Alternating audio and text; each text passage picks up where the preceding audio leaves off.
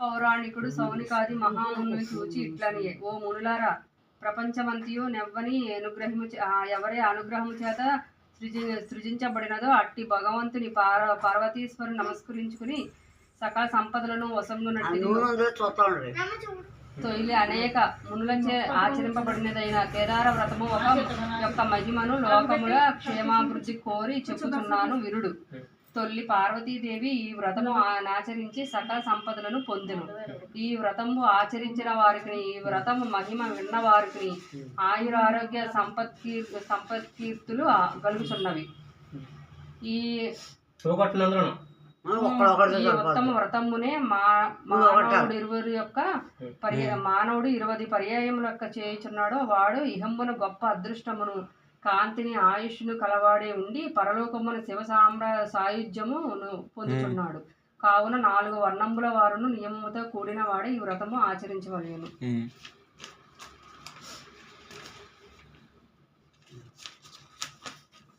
ఇట్లా నిన్న భూలోకమున ఈశాన్య మూలయందు కైలాసంబనడి పర్వతము ఒకటి కలదు. ఆ పర్వతంబున మెరుపులతో కూడిన శరత్కాల మేఘంబులో ఎనదగి సకల రత్నములతో కూడిన తెల్లని వెండి శిఖరములు వెలుగుచుండును. సాల తమాల హింతాల వకుళ శోక కరకనిక బ చందన దేవదారు పనసామ్ర పోగ పనస పున్నాగ చంపక ప్రముఖ నానావిధ పుష్పఫల భరిత వృక్షములతో కూడి పలు తెరంగుల పులుగుల కోతలును పలు విధంబులకు సెలయేళ్లను కలిగి ఉండెను. యోగులెల్లరూ ఆ పర్వత శిఖరమును నుందురు. అచ్చటినే యక్ష కిన్నెర గంధర్వ సిద్ధ చారణ విద్యాధరులు నివాసము చేయుచుందురు. ఆ రమ్యమైన పర్వత శ్రేష్టమున సర్వవ్యాపియగు పరమశివుడు ప్రథమ గణంబులను చుట్టూ కొలువుచుండగా పార్వతీ సతీ సమేతుడై దేవతలకందరకు దర్శనము ఒసగెను. అప్పుడు అగ్ని వాయు సూర్య చంద్రాదులకు సకల దేవతలను, వశిష్ఠుడు మొదలగు సకల ఋషులను, బ్రాహ్మి మొదలగు అష్టసిద్ధులను, రంభ తిలోత్తమ మేనక మొదలగు దేవకాంతలను, చండిక మొదలగు సప్తమాతలను, వినాయకుడును కుమారస్వామియు నందుడు మొదలగు ప్రథమ గణంబులను సారూప్యము నొందియుండురు.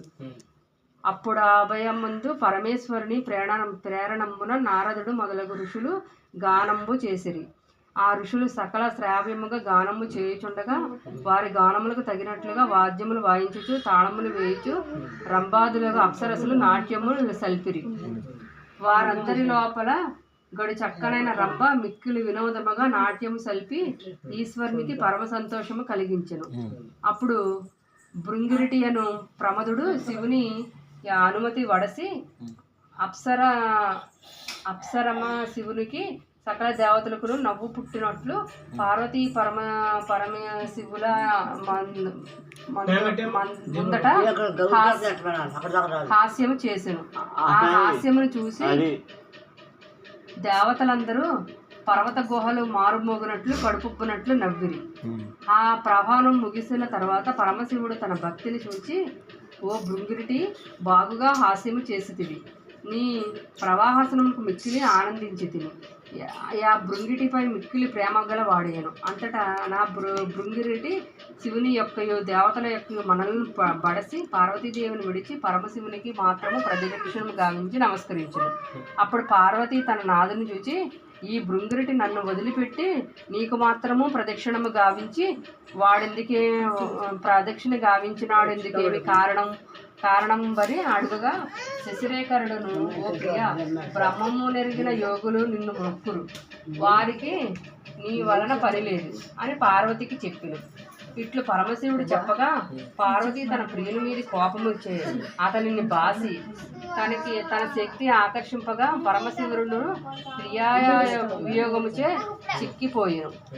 అంబికయు ప్రియావియోగముచే మిక్కిలి చిక్కి దేవతలు వేడుకొనిచున్నాను.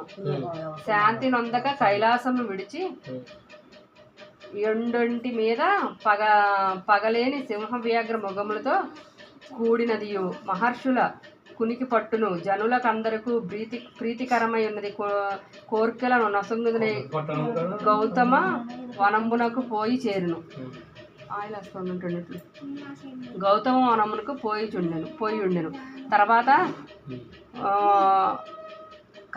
మహర్షి కావలసిన వస్తువులను గైకొని మరలి ఈ ఆశ్రమమునకు చేరువకు వచ్చి ఏమి ఈ వింత, ఈ తపస్సుల ఆశ్రమము అకాలమున మిక్కిలి శోభిల్చున్నది, కారణం ఏమై ఉండవచ్చును అని ఆలోచించుచున్నాను.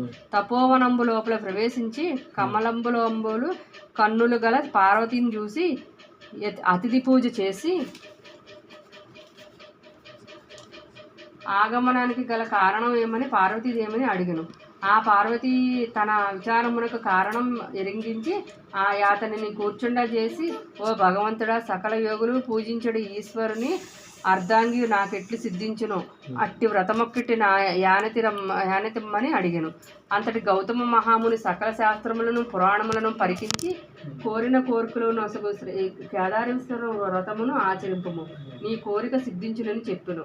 ఆ పార్వతి ముని పలుకులు విని, ఓ మహాత్మా, ఆ వ్రతము చేయుట ఎట్లు, శాస్త్ర విధానము నెరింగిప్పుము అని అడుగుగా, ఆ గౌతమ మునీంద్రుడు పార్వతీదేవికి ఇట్లనిను.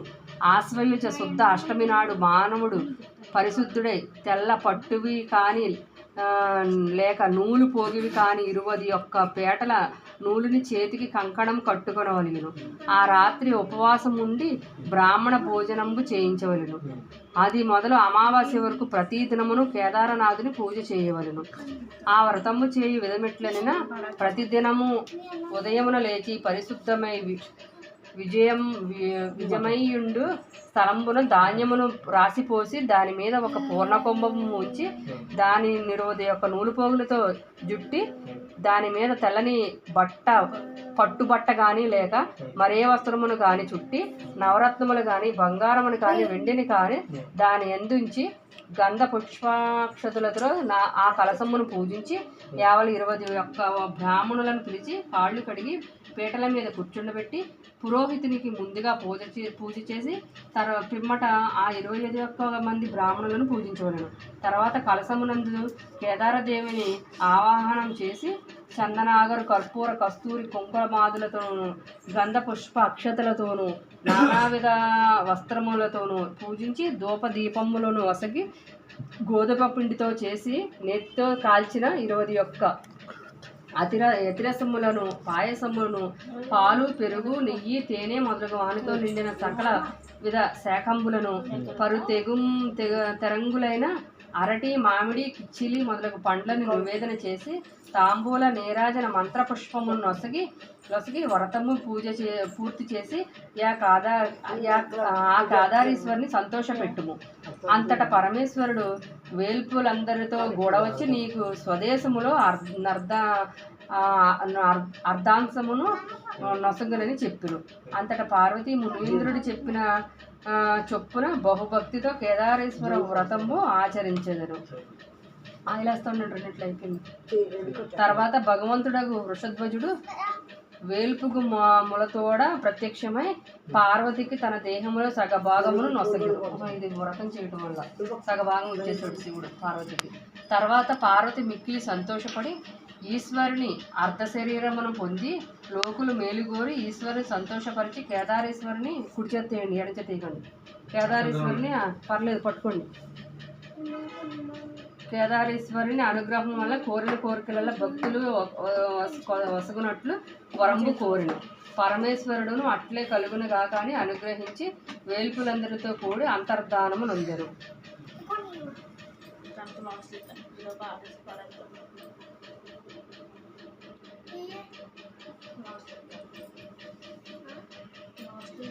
అంతర్ధానము నొందెను.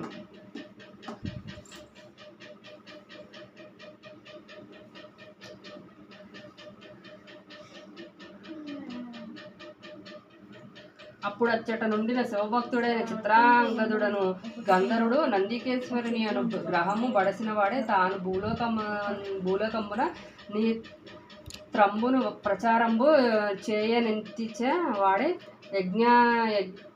ఉజ్జయిని పట్టణమునకు వచ్చి, ఓ నాథ, కేదారనాథ వ్రతము సల్పితినివేని నీకు సకల సంపదలు గలుగునని వద్రంతుడను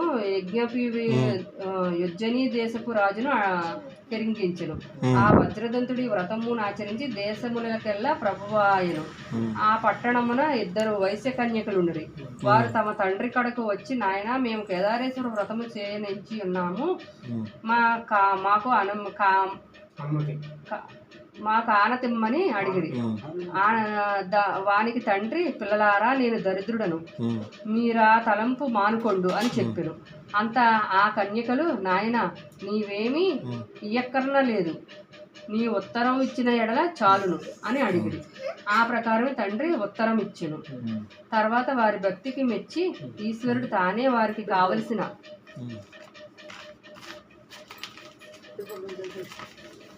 వస్తువులు దొరికినట్లు ప్రసాదించను. అంత వారిద్దరూ ఒక మర్రి చెట్టు కిందకు పోయి మొదట కంకణము కట్టుకొని ఈ వ్రతమును యథావిధిగా ఆచరించారు. ముందు కట్టుకొని అంతటా మహాదేవుడు కడు ఉప్పొంగి వారికి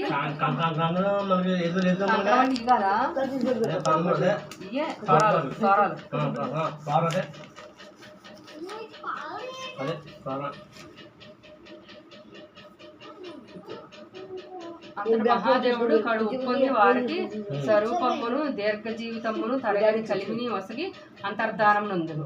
ఆ ఇద్దరక్క సిలిండర్ల పెద్దదగ పుణ్యవతి ఉజ్జయిని రాజు పెండ్లాడను. మరొకతే యొక్క భాగ్యవతిని చోళదేశము కుమారులు కదా, ఉజ్జయిని రాజునే పెండ్లాడాడు ఒక పెద్ద అమ్మాయి. మరొకతే భాగ్యవతిని చోళదేశపు రాజు పెండ్లాడను. ఆ వైశ్యుడు తన కుమార్తెలను రాజులకు ఇచ్చుటచే మిక్కిలి కలిమి నుండి సుఖము పొందెను. ఆ ఇద్దరు వైశ్యపుత్రికలను సామ్రాజ్యం సంపదను మహాబలులకు కొడుకులను బడిసి సుఖం బుండిది. తర్వాత కొంతకాలంలో భాగ్యవతి ఐశ్వర్య మదముచే మైమరిచినదై ఆ కేదారేశ్వర వ్రతము ఉల్లంఘనము చేసెను. అది కారణముగా ఆ భాగ్యవతిని కొడుకుతో కూడా దాని భర్త యొక్క కారణముచే రాజ్యము నుండి తరిమెను. అంతటా ఆ భాగ్యవతి తన పిల్లవాడి తోడ అడవులలో తిరిగి మిగుల జడ్సి కడపట ఒక బోయవాని ఇల్లు చేరి తన కొడుకుని పిలిచి, నాయన, ఈ ఉజ్జయిని రాజు భాగ్య నాకక్క కావలను కావున పెద్దతల్లి కడకు పోయి మన సంగతి ఎరిగించి ధనము కొని రమ్మని చెప్పి పంపెను. ఆ బాలుడును ఉజ్జయినికి ఏగి తన పెదతల్లి యొక్క పుణ్యవతి తన తల్లి రాజ్యం నుండి తరమగొట్టబడి అడవులను తిరుగుచున్నదని పడుచుండటం వల్ల చెప్పి ఆమె ఇచ్చిన విస్తార ధనంబును గైకొని వచ్చి చుండెను. దారిలో కేదారేశ్వరుడు దొంగవలే వచ్చి ఆ ధనమును హరించుకుని పోయింది. మరలా ఆ బాలుడు వెనుకకు పోయి తాపపడిన తంటాలు చెప్పి మరల సొమ్ము కొని వచ్చి చుండగా కేదారేశ్వరుడు ముందటి వలె అతనికి కనపడక వచ్చి సొమ్ము దోచుకుని దీనుడైన ఆ బాలుని చూసి, ఓ భాగ్యవతి పుత్రుడా, వ్యసనంబు నొందకము, నా వ్రతంబు ఉల్లంఘించిన వారికందరి ధనంబు భగతు అని చెప్పెను. అంత ఆ బాలుడు పుణ్యవతికి వృత్తాంతము చెప్పెను. అంతటి పుణ్యవతి ఆ బాలునిచే నా వ్రతము చేయించి అబ్బాయి తల్లి చేత నీ నోము నోయించమని చెప్పి వానికి కావలసిన ధనం వసగి పంపాను. అంతటా ఆ బాలుడు ఆ ధనమును గైకొని వచ్చుచుండగా ముందు తాను పోగొట్టుకున్న ధనవంతి దారిలో పడి ఉండేను. ఆ బాలుడు ఆ ధనమును కూడా తీసుకుని తల్లి కడకు వచ్చి జరిగినదంత సంగతి ఆమెతో చెప్పాను.